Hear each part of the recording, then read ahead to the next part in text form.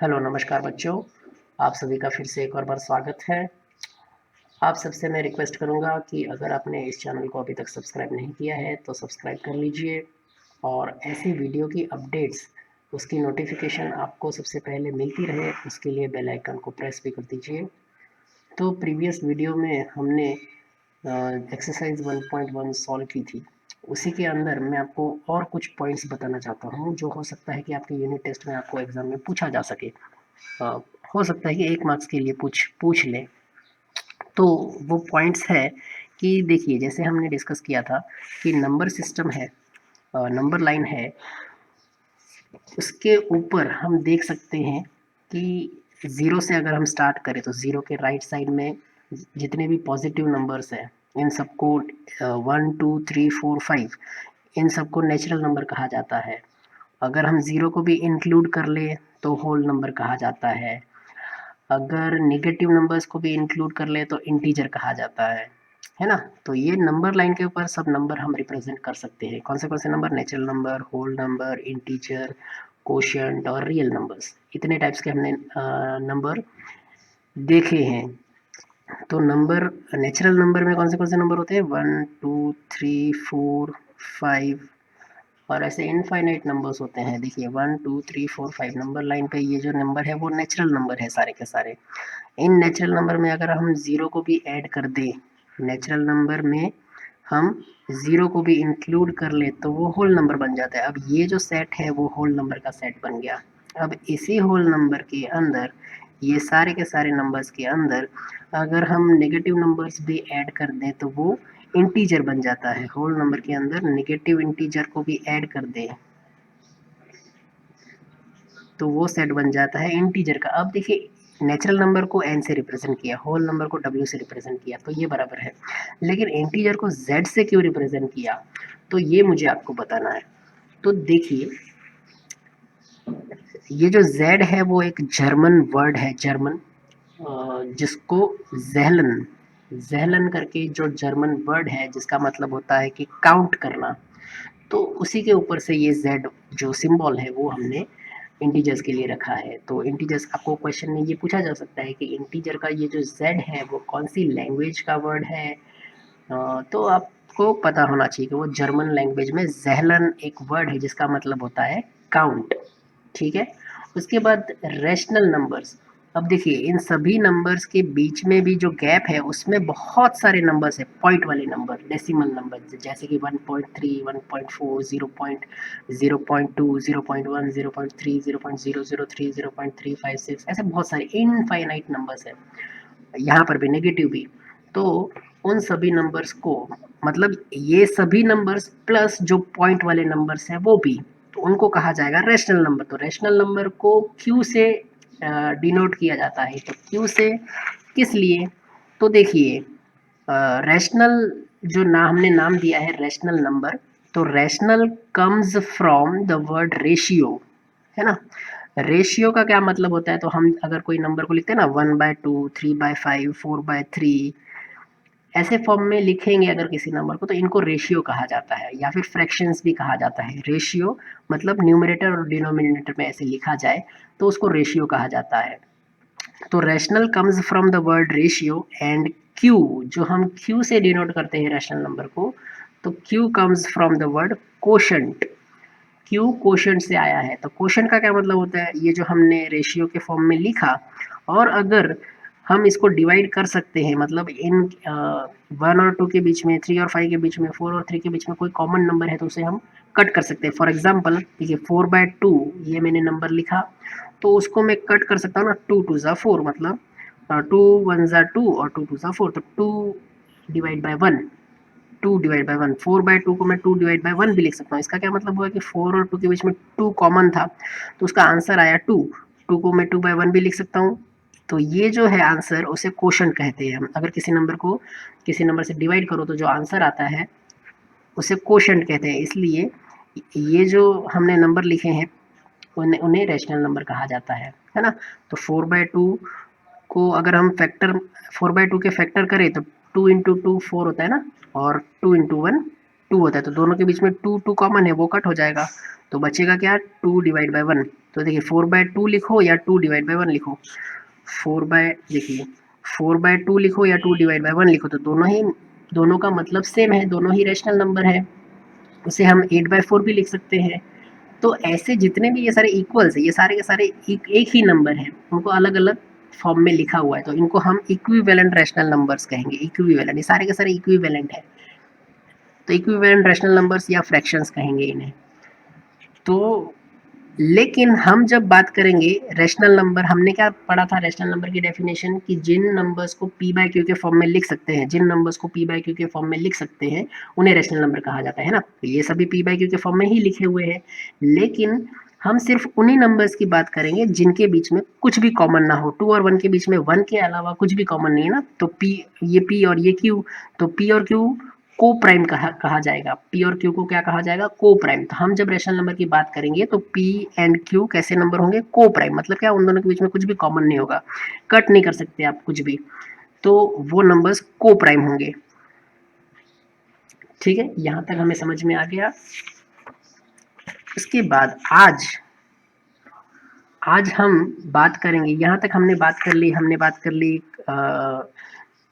Rational numbers की भी। तो रैशनल नंबर में natural number, whole number, Z number और जो भी डेसिमल नंबर है वो सारे के सारे, मतलब जेड तो है ही, जेड में होल नंबर, नेचुरल नंबर, ये सारे के सारे आ गए, नेगेटिव इंटीजर्स भी आ गए। तो रैशनल नंबर में इंटीजर्स प्लस जो फ्रैक्शनल नंबर है वो भी है ना, डेसिमल पॉइंट वाले फ्रैक्शनल नंबर्स। अब देखिए रैशनल नंबर, देखिए इंटीजर्स भी आ गए, ये सारे के सारे नंबर भी आ गए, उसके बीच में जो पॉइंट्स वाले ये सारे के सारे इंटीजर्स भी आ गए, इनके बीच में पॉइंट्स वाले थे वो रैशनल में भी आ गए, वो रैशनल में आ गए, मतलब सब अभी सब नंबर हमने ले लिए। तो अब क्या बचा है, अब कुछ बचा है, अब नंबर लाइन पे कुछ बचा है, तो यस, हाँ अभी भी बहुत सारे नंबर्स ऐसे हैं जो हमने नहीं काउंट किया अभी भी। तो हर नंबर के बीच में, ये देखिए चाहे वो 1 और 2 हो, चाहे वो ये दोनों रैशनल नंबर्स, ये दोनों 0.1 0.2 हो, उनके बीच में भी तो गैप है, तो वहां पर भी बहुत सारे नंबर्स होंगे।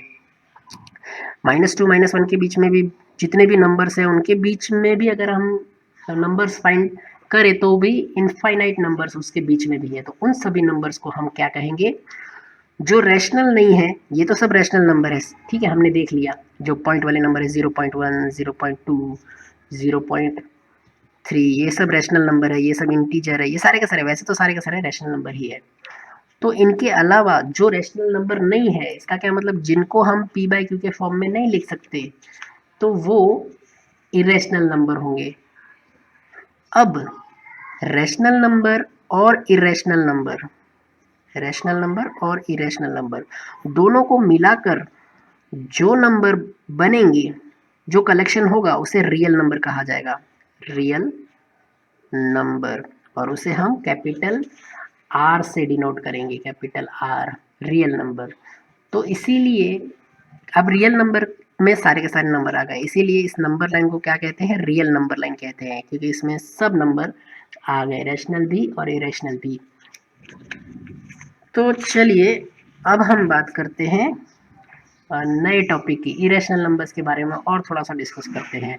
तो हम पाइथागोरस को तो जानते ही है। तो पाइथागोरियंस का मतलब होता है कि जो पाइथागोरस को फॉलो करते थे, जितने भी मैथमेटिशियंस थे जो पाइथागोरस को फॉलो करते थे, पाइथागोरस ग्रीस के थे। तो ये जो पाइथागोरियंस थे ग्रीस के, were the first to discover the numbers which were not rational around 400 BC। ये जो पाइथागोरियंस थे उन्होंने पहले ये फाइंड किया कि रैशनल नंबर के अलावा भी कुछ नंबर्स होते हैं। Pythagoreans were the first to discover the numbers which were not rational around 400 BC। तो आज से 2400 साल पहले पाइथागोरियंस ने ये कह दिया कि रैशनल नंबर के अलावा भी कुछ नंबर्स होते हैं जिन्हें हम इरेशनल नंबर कहते हैं। तो चलिए इरेशनल नंबर्स के बारे में और कौन से मैथमेटिशियंस ने क्या क्या ढूंढ निकाला है ये देखते हैं। चलिए, तो हिपेकस एक मैथमेटिशियन है, क्रोटॉन एक प्लेस का नाम है।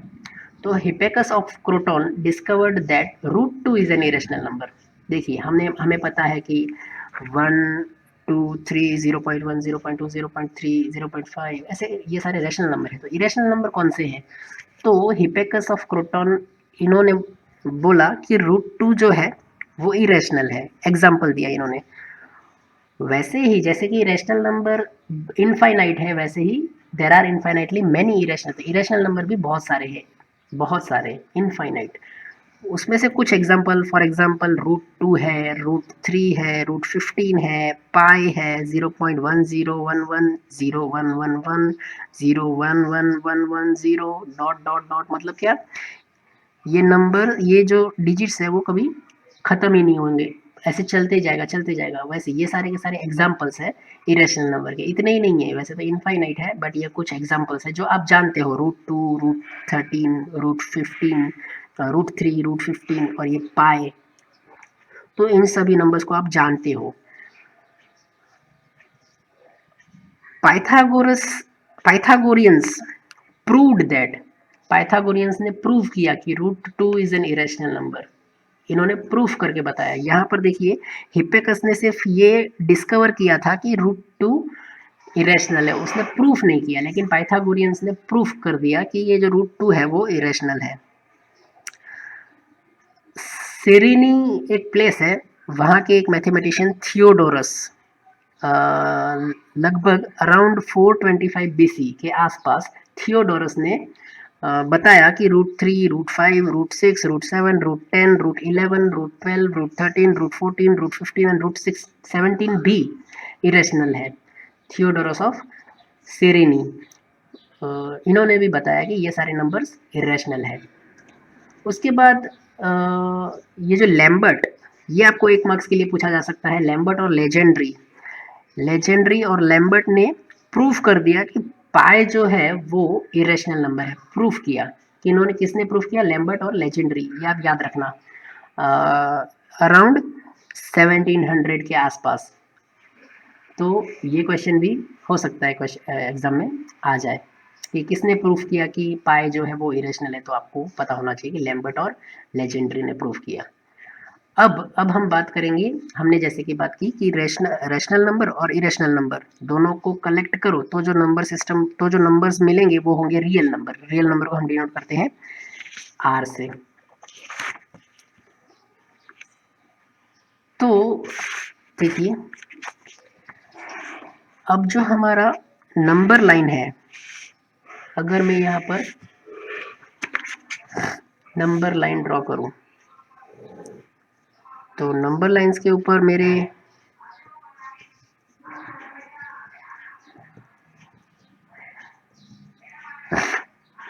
ये सारे के सारे रैशनल नंबर, इसके बीच में 0.5, 1.5, 2.5, ये सभी के सभी रैशनल नंबर है और इरेशनल नंबर भी इसी नंबर लाइन के ऊपर है। तो इसीलिए इसे रियल नंबर लाइन कहा जाता है। तो रियल नंबर लाइन क्यों कहा जाता है? तो क्योंकि इसी लाइन के ऊपर रियल रैशनल नंबर्स भी है और इरेशनल नंबर्स भी है। इन सभी के बीच में -3 से -2 के बीच में बहुत सारे इनफाइनाइट रैशनल नंबर्स भी है और इनफाइनाइट इरेशनल नंबर्स भी है। वैसे ही 1 और 2 के बीच में बहुत सारे रैशनल नंबर्स भी है, बहुत सारे इरेशनल नंबर्स भी है। तो ये सभी के सभी क्या है? रियल नंबर्स है। तो जर्मन मैथमेटिशियंस हैं 2, कैंटर और डेडेकिंड। तो कैंटर और डेडेकिंड ने ये कहा कि हर एक जो रियल नंबर है, corresponding to every real number, there is a point on real number line, है ना। कोई भी रियल नंबर हो, उसका कहीं ना कहीं तो एक पॉइंट होगा। देखिए, कोई भी रियल नंबर, आप अगर किसी भी रियल नंबर की बात करो तो वो इस नंबर लाइन पे कहीं ना कहीं तो होगा, उसकी कोई ना कोई पोजीशन होगी। And corresponding to every point on the number line there exist unique real number. अगर हम किसी भी पॉइंट की बात करें तो वो रियल नंबर होगा, वो कोई ना कोई रियल नंबर तो होगा ही। बस यही थी सिंपल सी बात कैंटर और डेडेकिन ने कही है।